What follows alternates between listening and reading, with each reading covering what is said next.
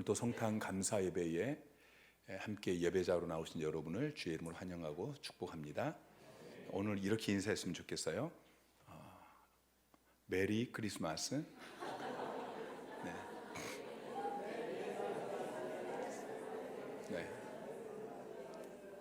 우리 아이들은 매일 크리스마스였으면 좋겠죠. 그렇지만 발음을 정확히 해서 매일 크리스마스 아니고요, 메리 크리스마스. 네. 다시 한번 앞뒤로 메리 크리스마스. 네.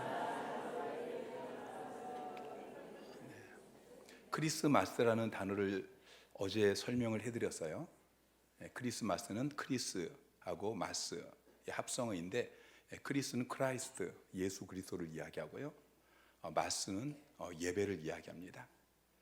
그러니까 오늘 저와 여러분이 성탄하신 예수님께 감사하는 마음으로 함께 모여서 드리는 이 예배, 이게 바로 크리스마스입니다. 그리고 메리 크리스마스, 우리가 그렇게 인사했는데 메리라는 말은 즐거운 그런 의미예요. 즐거운 성탄 감사 예배, 이게 이제 메리 크리스마스의 의미입니다. 여러분, 오늘 예배가 기쁘고 즐거우신가요? 아니면 그냥 의무감 때문에 나와서 앉아 계십니까? 밤늦게 자고 비몽사몽한 가운데 지금 앉아 계십니까? 빨리 예배가 끝나고 돌아가서 좀 쉬었으면 좋겠다, 또 친구들 만났으면 좋겠다, 그런 마음이십니까? 메리 크리스마스가 되기를 주님의 이름으로 축원합니다. 여러분, 예수 그리스도에게 있어서 가장 귀한 존재는 누구일까요? 예수 그리스도에게 있어서 가장 귀한 존재는 바로 여러분입니다.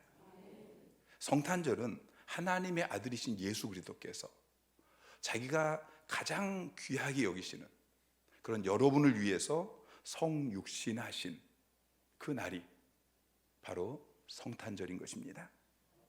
예수님께서는 여러분을 구원하시기 위해서 하늘 보좌를 버리시고 이 땅에 오셨습니다. 인간의 몸을 입고 이 땅에 오셨어요. 마틴 루터의 표현에 의하면은 하나님의 아들이 가난하고 비루한 시골 처녀 마리아, 겨우 나이가 10서너 살 되어지는 이 처녀의 자궁에 들어갈 만큼 그렇게 작아지셨다. 그리고 그 속에서 10달을 계시다가 아기의 몸으로 태어나신 것입니다. 그것도 태어나실 때에 황금 침상에 또 요람에 누이신 것이 아니고 나귀 구유에 누이셨습니다. 마구간이 아니에요. 말 구유도 아니고요. 하나님께서는 이스라엘 왕들에게 말을 두지 말라고 하셨어요. 이사야 1장 3절에 보면은 소는 그 임자를 알고 나귀는 그 주인의 구유를 알건만은 그랬죠. 나귀 구유예요.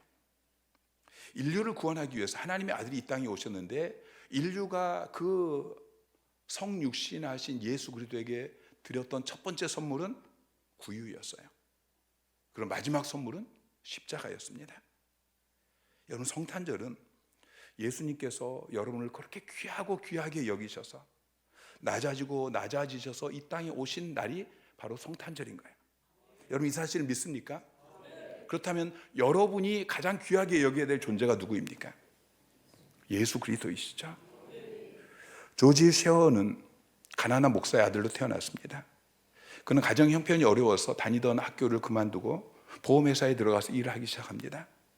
어느 날 라디오 공개 방송에서 노래할 기회를 얻었는데, 그의 깊고 풍부한 그 바리톤 음성이 많은 사람에게 감동을 주었어요.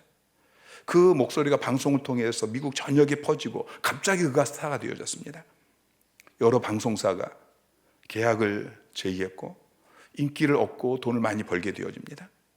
그런데 그의 마음 한구석에 기쁘지가 않았어요. 어느 날 어머니가 늘 암송하는 시가 그의 마음 가득 채우게 되어집니다. 그 순간 그는 어떤 길을 가야 될지 깨닫게 되어지고, 그리고 영감을 받아서 그 시를 가지고 작곡을 해서 찬양을 만듭니다. 그리고 그는 돈과 인기를 얻을 수 있는 대중 가수의 길을 버리고 다시 평범한 보험회사 직원으로 일을 합니다. 그러다가 빌리 그레이엄 목사님을 만나서 찬양 사역자의 삶을 살아가게 되어집니다. 그가 찬송을 부를 때마다 사람들은 박수 갈채를 보냅니다. 그때마다 그가 남긴 한마디는 그곳에 있던 사람들을 숙연하게 했습니다. 감사합니다.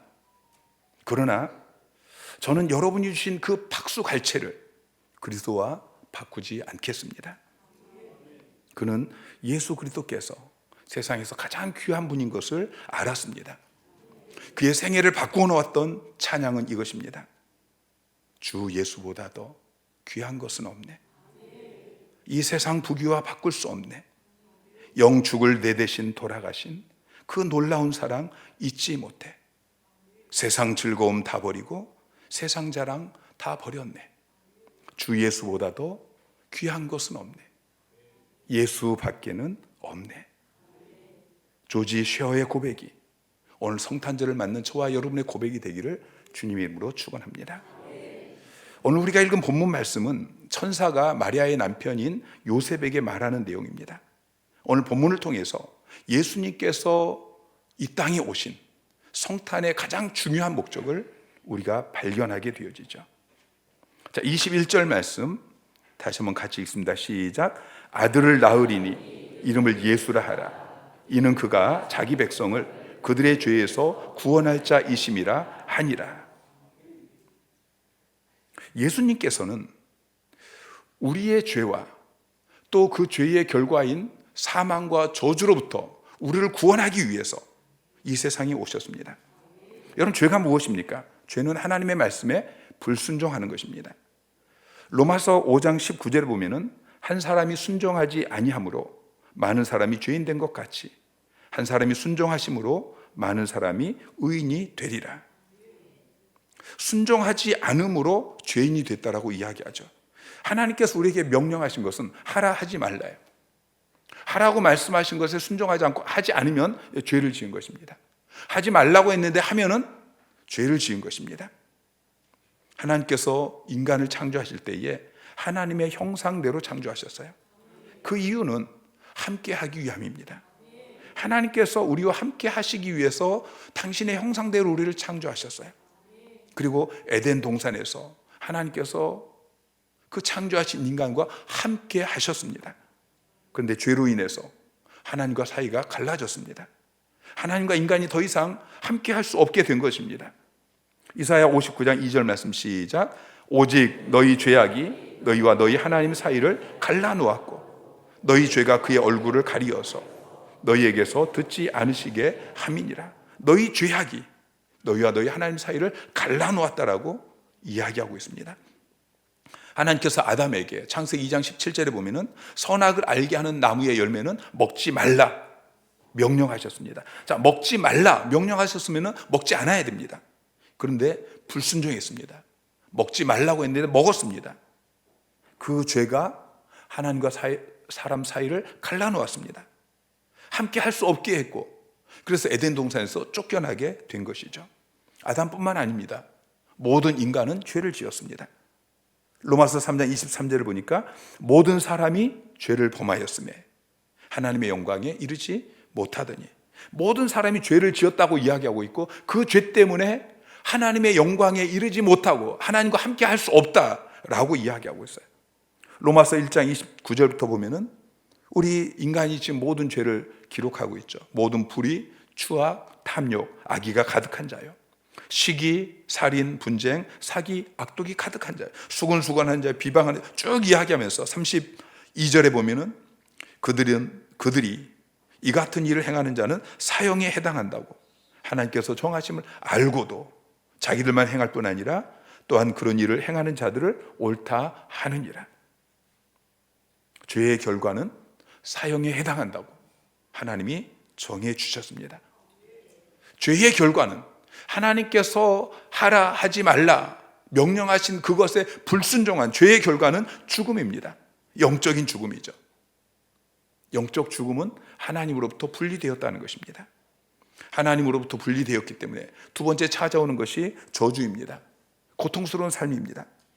아담과 하와는 에덴 동산에 쫓겨났습니다. 그때부터 가난이 찾아왔습니다. 그때부터 싸움이 일어났습니다. 그때부터 고통이 생기고 그때부터 질병이 생기고 우리 인생에 찾아오는 그 모든 문제가 생겨난 것입니다. 부부 간에 갈등이 생기고 부모와 자녀 간에 갈등이 생기고 가정이 깨어지는 이유는 죄 때문입니다. 직장 생활이 힘들고 어려운 이유는, 노사 간에 서로 갈등하고 싸우는 이유는 죄 때문입니다.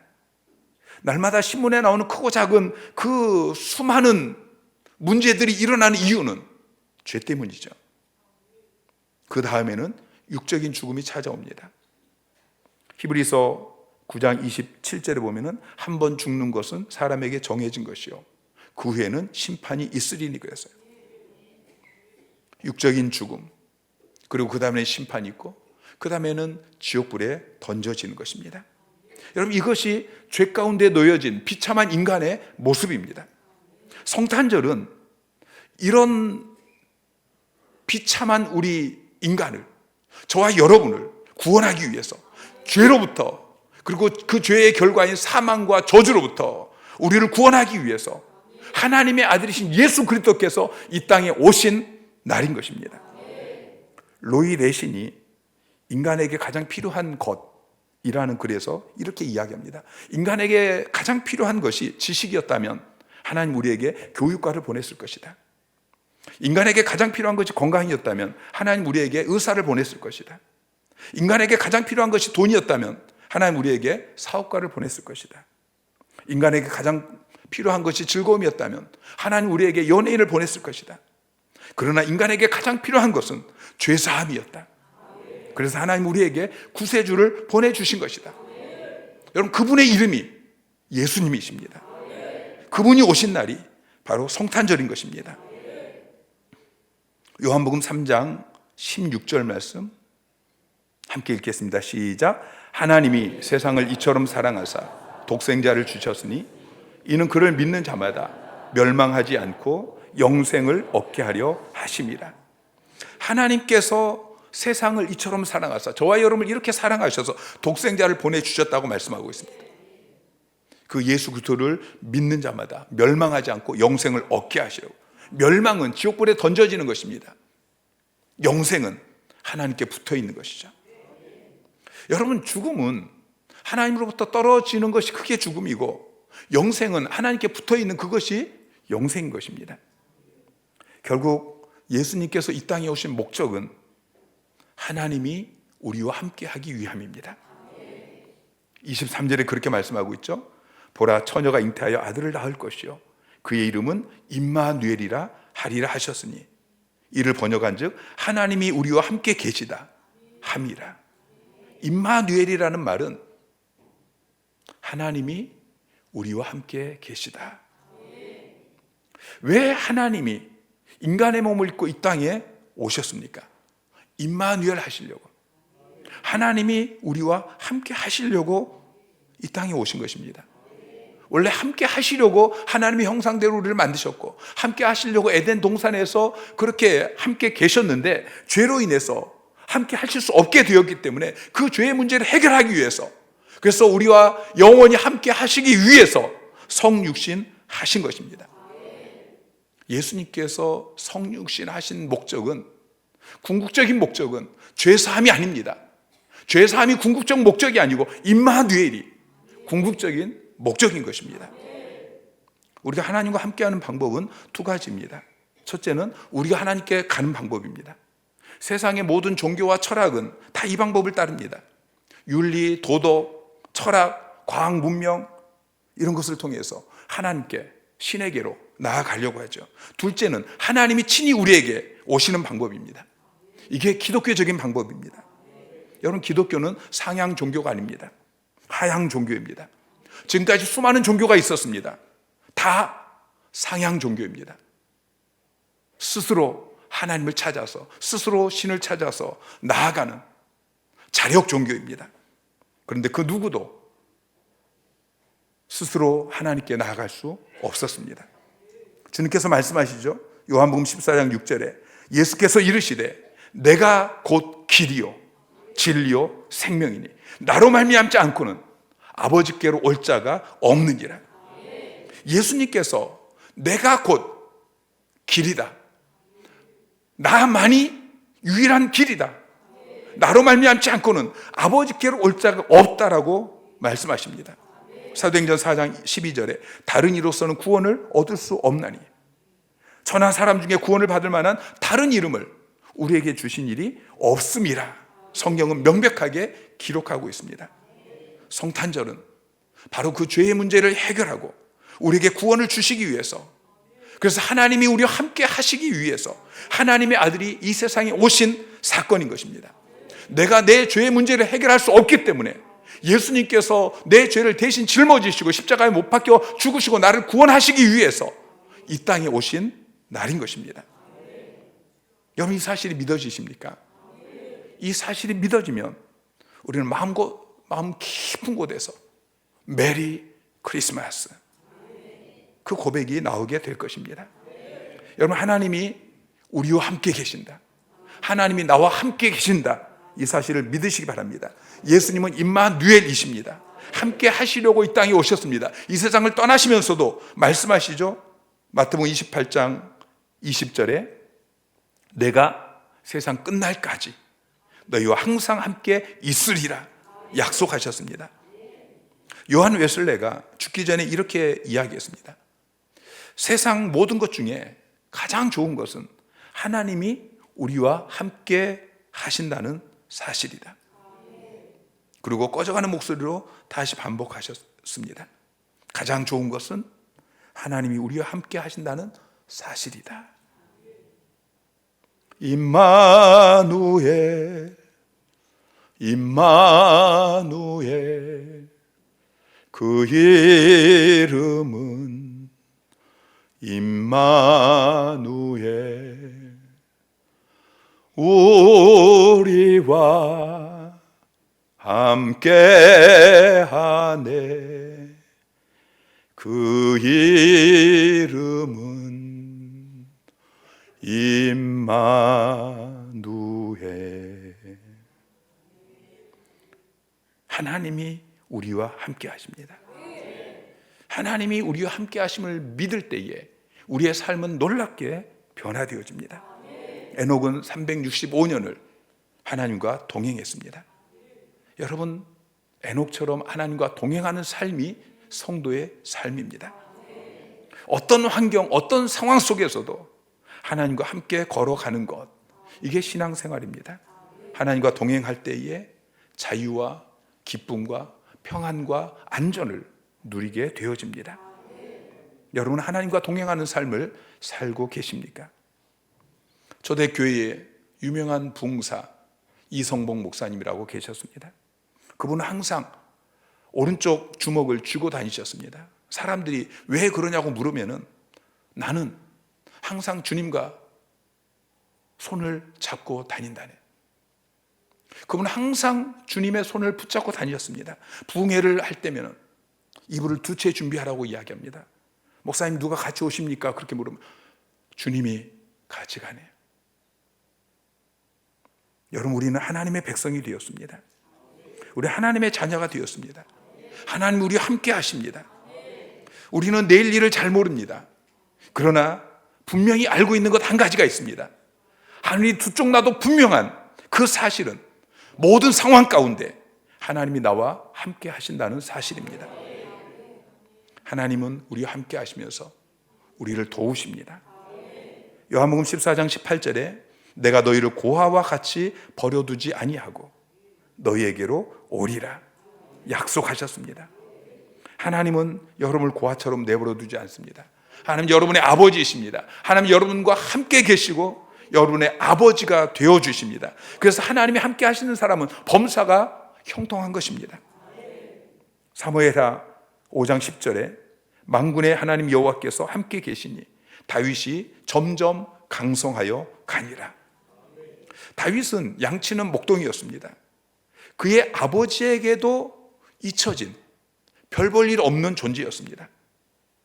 그런데 하나님이 다윗과 함께 하신 결과 다윗은 거인 골리앗을 죽이고 블레셋을 물리치고 이스라엘을 구한 영웅이 되었습니다. 그 뒤에 다윗은 한 나라의 왕이 되어집니다. 그는 수많은 전쟁을 했지만 단 한 번도 전쟁에 패한 적이 없었습니다. 다윗은 이스라엘 역사 가운데 가장 위대한 왕이 되었습니다. 다윗은 지금까지도 유대인들 가운데 가장 존경받는 인물로 남아 있습니다. 그 이유가 무엇입니까? 임마누엘, 하나님이 함께 하셨기 때문입니다. 하나님이 함께 하시는 사람은 세상이 감당할 수 없습니다. 하나님이 함께 하시는 사람은 그를 해할 사람이 없는 것입니다. 히브리서 13장 6절에 주는 나를 돕는 이시니 내가 무서워하지 아니하겠노라. 사람이 내게 어찌하리요. 이 험한 세상을 살아가면서 하나님이 함께 하시는 이 임마누엘의 은혜를 힘입는 사람보다 더 복된 사람이 어디 있겠습니까? 임마누엘의 사람은 결국 승리하게 되어집니다. 세계적인 바이올리스트인 비발디가 세상에서 가장 뛰어난 바이올린 스트라디바리우스로 연주하는 콘서트가 있었습니다. 그날 저녁에 콘서트 홀은 입추의 여주 없이 초만원을 이루었습니다. 연주가 시작되었습니다. 청중들이 넋을 잃고 그 아름다운 선율에 도취되었습니다. 역시 악기가 좋으니까 저런 아름다운 소리가 나는 거야. 청중들은 누구나 그렇게 생각했습니다. 그런데 갑자기 연주가 끊어졌습니다. 비발디가 바이올린을 높이 치들더니 힘껏 내리쳤습니다. 바이올린이 산산조각이 났습니다. 깜짝 놀란 청중들이 소리를 지르며 일어났습니다. 그때 사회자가 또 다른 바이올린 하나를 들고 등장해서 깜짝 놀란 청중들에게 이렇게 이야기합니다. 여러분 놀라지 마십시오. 저것은 스트라디바리우스가 아닙니다. 아무 데서나 구할 수 있는 싸구려 바이올린입니다. 비발디 선생님은 여러분에게 참된 음악은 악기에 있는 것이 아니라는 것을 알려드리기 위해서 저렇게 하신 것입니다. 여러분 평범한 악기라도 유능한 연주자의 손에 들려지면 아름다운 선율을 내는 것처럼 사람도 평범한 사람도 누가 나와 함께 하느냐, 내가 누구의 손에 붙잡혀 있느냐, 이거에 따라서 그의 삶이 결정이 되는 것입니다. 이 복된 성탄절 아침에 주님께서 저와 여러분에게 말씀하십니다. 이사야 41장 10절 두려워하지 말라 내가 너와 함께함이라. 놀라지 말라 나는 내 하나님이 됨이라. 내가 너를 굳세게 하리라. 참으로 너를 도와주리라. 참으로 나의 의로운 오른손으로 너를 붙들리라. 2000년 전에 이 세상에 오셨던 예수님께서 세상을 떠나시면서 이렇게 말씀하셨습니다. 마태복음 28장 20절 내가 세상 끝날까지 너희와 항상 함께 있으리라. 아멘. 빅토리아 여왕이 양로원을 하나 세웠습니다. 그 양로원에 나이가 많은 할머니가 있었습니다. 어떤 사람이 그 할머니에게 이렇게 물었어요. 여왕이 당신을 종종 방문합니까? 그 할머니가 대답하기를 저는 몇 번 여왕의 신방을 받았습니다. 그분이 또 이렇게 물었습니다. 당신은 왕 중의 왕이신 예수님께 몇 번이나 신방을 받았습니까? 할머니가 대답합니다. 무슨 말입니까? 나는 신방을 받지 않았습니다. 그분은 항상 나와 같이 계십니다. 그분은 여기서 나와 같이 사십니다. 하나님께서 여러분과 함께하기 위해서 이 땅에 오셨습니다. 이 성탄절에 여러분의 마음을 열고 예수님을 여러분의 마음에 여러분의 삶에 모셔드리고 남은 생애는 순간순간 하나님과 동행하는, 하나님과 함께하는 임마누엘, 하나님과 동행하는 여러분의 인생이 되시기를 주님 이름으로 축원합니다.